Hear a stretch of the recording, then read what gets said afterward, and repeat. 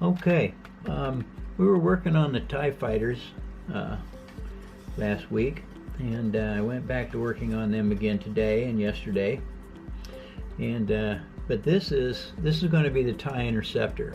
And what I'm working on right now, what I have right here, is the TIE Bomber.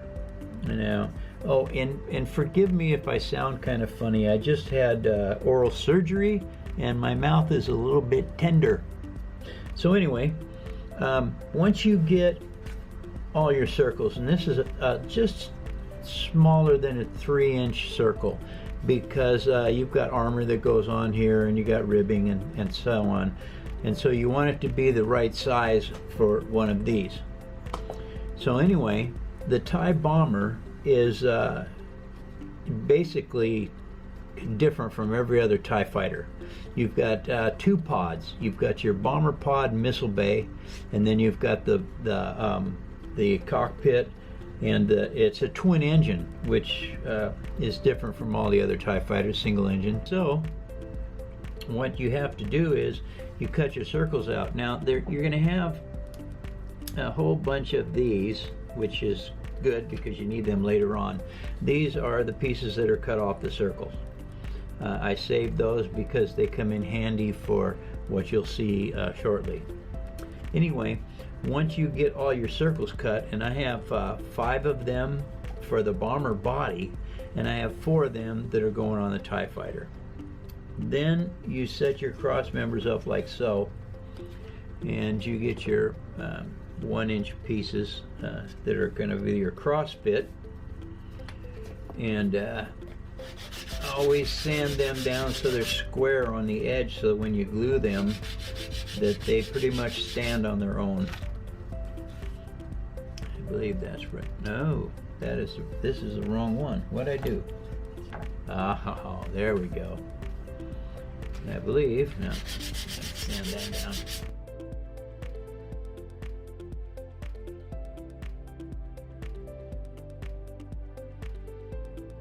Okay, then you apply your glue here, and you're going to have to hold that or get some way to hold it in place while that glue dries enough, because these tend to be just warped slightly.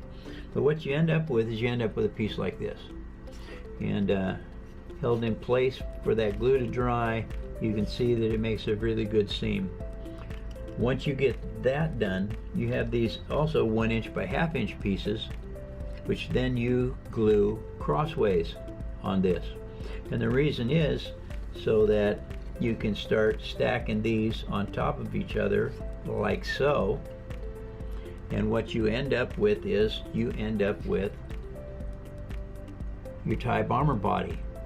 Now these pieces that I showed you earlier that you cut off of these circles, this is what you have to cut and fit to go underneath here to bridge up your body so that it becomes strong enough to stay where it is.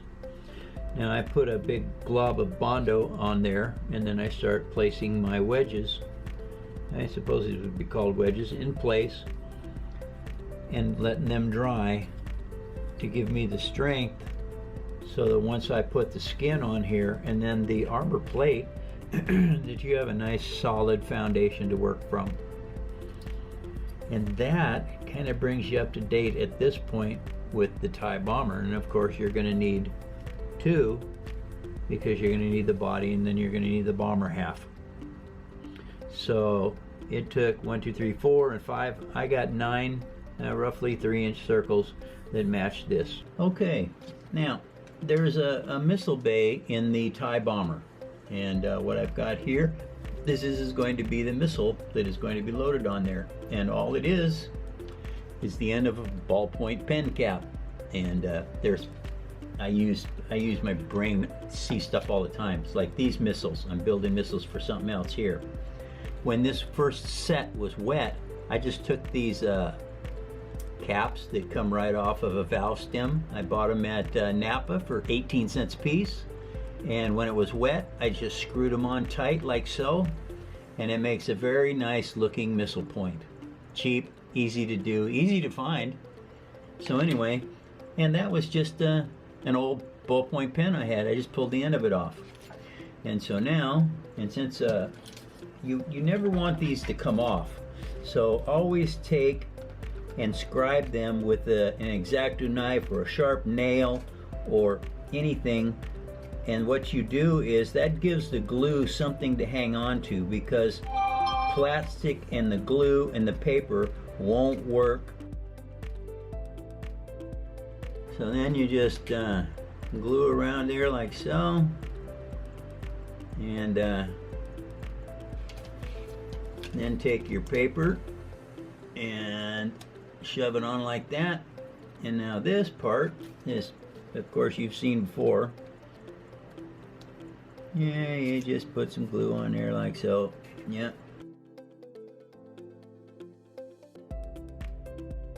And that twists up just like that. Now basically what you've got is you have your front of your missile.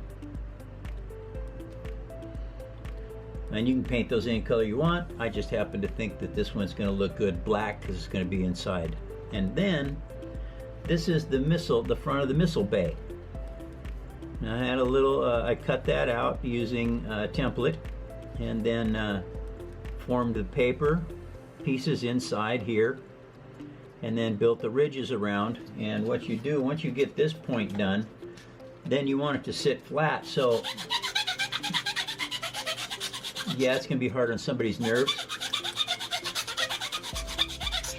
And you make sure that that is absolutely flat, so that once you get your part built, and I've got this all marked out so I know basically where center is.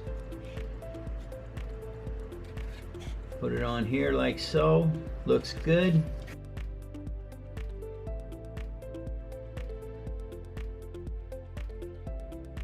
And what these ribs do is it gives you plenty of strength. It gives you a good base to glue to, so that nothing comes loose. And all you do is you make sure that you're about as centered as you can get there. And that is the missile tubes or tube for your TIE bomber. And then of course this goes in there like that, and then there's the retainers that'll go on and hold this nose cone in place.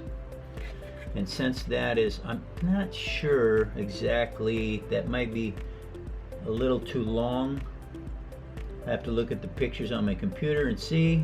I may cut this down a little bit before I put it on there as a finished shot.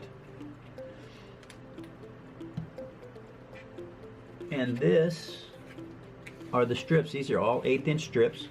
I have lots of them to cut and lots of them already cut.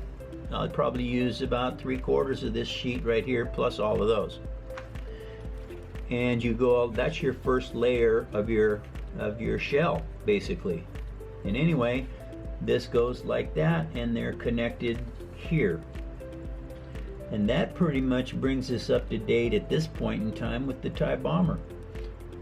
Thanks for watching.